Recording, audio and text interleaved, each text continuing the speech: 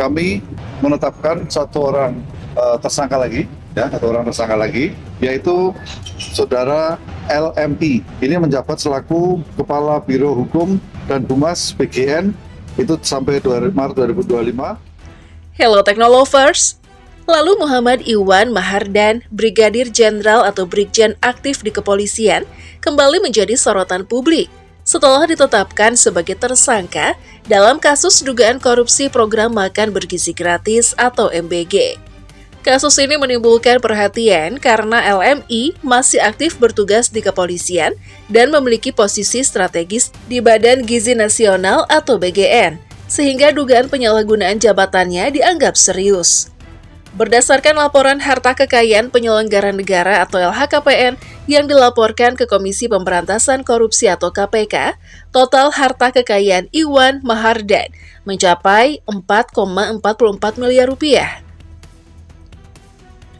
Laporan ini untuk periode tahun 2024 diserahkan pada 7 April 2025 dan diverifikasi administratif lengkap oleh KPK. Kekayaan Brigjen ini didominasi oleh properti, harta bergerak, dan kas. Hal ini menunjukkan bahwa asetnya fokus pada kepemilikan fisik dan likuiditas yang bisa digunakan kapan saja.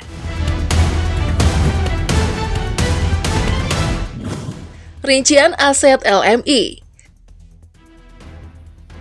Aset terbesar Iwan Mahardan terdiri dari tanah, bangunan, dan kas. Ia tercatat memiliki sebidang tanah seluas 2.000 meter persegi di Lombok Barat, senilai 1 miliar rupiah, yang berasal dari penghasilan pribadi.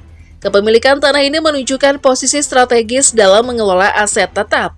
Dalam kategori kendaraan, ia melaporkan 1 unit mobil Toyota Innova tahun 2017 senilai 250 juta rupiah, juga diperoleh dari pendapatan sendiri.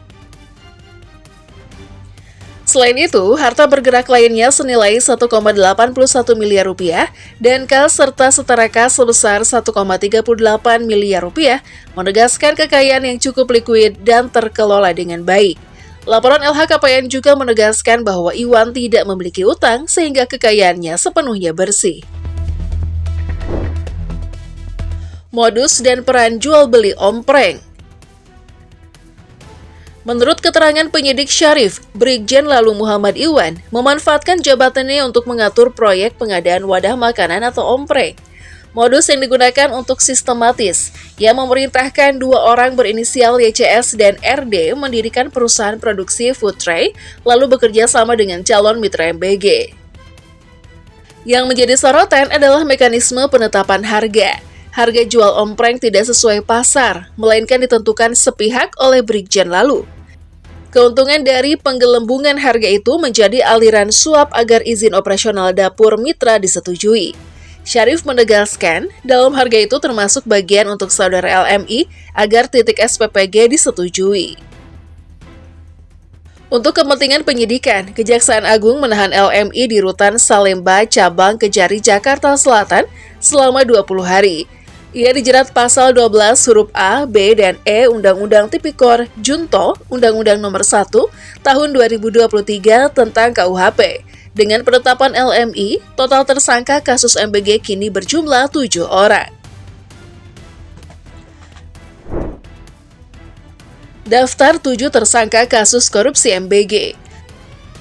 Kejaksaan Agung menetapkan 7 tersangka dari berbagai klaster penyimpangan, mulai dari jual beli izin operasional dapur atau SPPG, markup pengadaan motor listrik, hingga komersialisasi alat penunjang.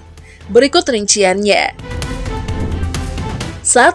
Dadan Hindayana, mantan Kepala BGN.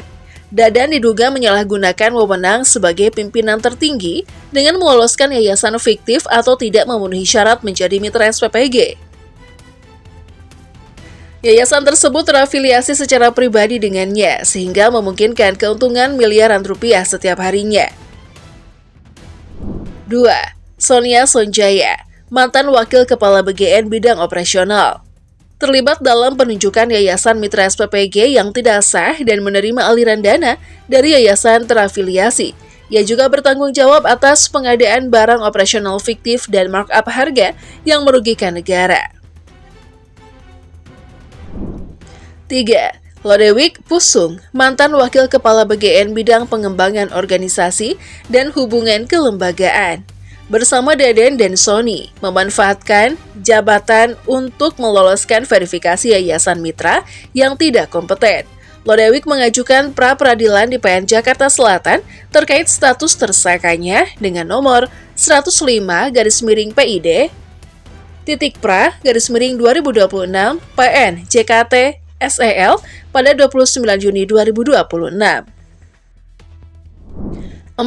Asep Yusuf Somantri, swasta atau orang kepercayaan, bertindak sebagai kaki tangan Sony Sonjaya, mengatur status pendaftaran calon mitra SPPG di portal, serta memetakan dan mengalokasikan titik-titik dapur MBG agar menguntungkan oknum pejabat BGN. 5. Glory Harima Sihombing, Ketua Yayasan IFSR, berperan sebagai broker pengadaan dapur SPPG dengan kedekatan khusus kepada Dadan Hindayana. Ia menguasai izin operasional titik dapur dan menjualnya kembali kepada operator swasta dengan tarif sekitar 100 juta rupiah per lokasi. 6. Andri Mulyono, pihak swasta atau vendor. Vendor penyedia barang untuk klaster pengadaan infrastruktur yang memenangkan proyek pengadaan 21.801 unit motor listrik operasional BGN senilai 1 triliun rupiah melalui rekayasa dokumen perusahaan, padahal bukan dealer resmi.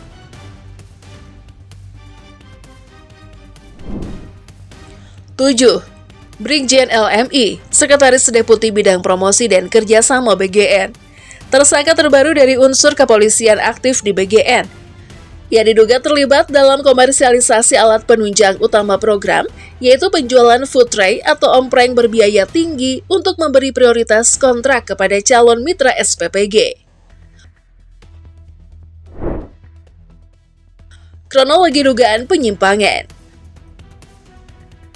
Modus operandi yang dilakukan Brigjen LMI dan para tersangka lainnya terbilang sistematis dan melibatkan koordinasi internal yang kompleks. Setiap tahap dari pendaftaran calon mitra, verifikasi hingga penetapan harga ompreng dikontrol oleh oknum pejabat. Para tersangka memanfaatkan portal resmi BGN untuk mengatur alokasi titik dapur MBG, menentukan mitra dan mengawasi distribusi. Bahkan izin operasional dapur yang seharusnya bersifat administratif diubah menjadi komoditas yang bisa dijual kembali. Klaster motor listrik juga mengikuti pola yang sama. Proyek senilai 1 triliun rupiah dialokasikan kepada vendor tertentu melalui manipulasi dokumen, sementara perusahaan lain yang seharusnya sah malah disisihkan. Strategi ini menimbulkan keuntungan besar bagi kelompok internal sekaligus merugikan negara secara langsung. Dampak dan implikasi hukum. Penetapan LMI dan 6 tersangka lainnya menunjukkan skala korupsi DMBG sangat luas. Tidak hanya berdampak pada dana publik, tetapi juga mengancam kepercayaan masyarakat terhadap program sosial yang seharusnya mendukung kesejahteraan anak dan masyarakat kurang mampu. Kejaksaan Agung menegaskan setiap tersangka memiliki peran spesifik yang bisa dipertanggungjawabkan secara hukum. Penahanan LMI menjadi langkah preventif untuk mencegah pengaruh jenderal aktif dalam penyidikan. Sementara itu, proses hukum bagi tersangka lain masih berjalan dengan pengumpulan bukti dan pemeriksaan saksi. Perspektif publik dan media. Kasus ini menarik perhatian media karena melibatkan perwira tinggi aktif, praktik manipulasi proyek pemerintah, dan aliran suap bernilai miliaran rupiah. Publik menyoroti bagaimana sistem pengawasan dan kontrol internal BGN bisa ditembus oleh oknum pejabat. Berbagai narasi media menekankan bahwa penyalahgunaan jabatan terjadi pada tahap strategis. Bukan hanya operasi lapangan, ini termasuk pengaturan harga ompreng, alokasi dapur MBG, dan manipulasi proyek motor listrik. Kasus korupsi MBG menegaskan bahwa kontrol internal dan transparansi dalam proyek pemerintah sangat penting, terutama ketika melibatkan pejabat tinggi dan proyek dengan nilai miliaran rupiah. Dengan total 7 tersangka dari berbagai klaster, termasuk Brigjen LMI, Kejaksaan Agung menunjukkan bahwa penyidikan bersifat menyeluruh dan menyasar semua pihak yang terlibat. baik internal BGN maupun pihak swasta. Dalam kasus ini memberikan pesan kuat bahwa setiap praktik manipulasi proyek sosial dapat berdampak luas pada kepercayaan publik, efektivitas program pemerintah, dan integritas aparat negara. Penanganan hukum yang transparan dan adil menjadi kunci untuk memulihkan kepercayaan masyarakat, sekaligus memberikan efek jera kepada pihak-pihak yang mencoba menyalahgunakan jabatan dan wewenang publik.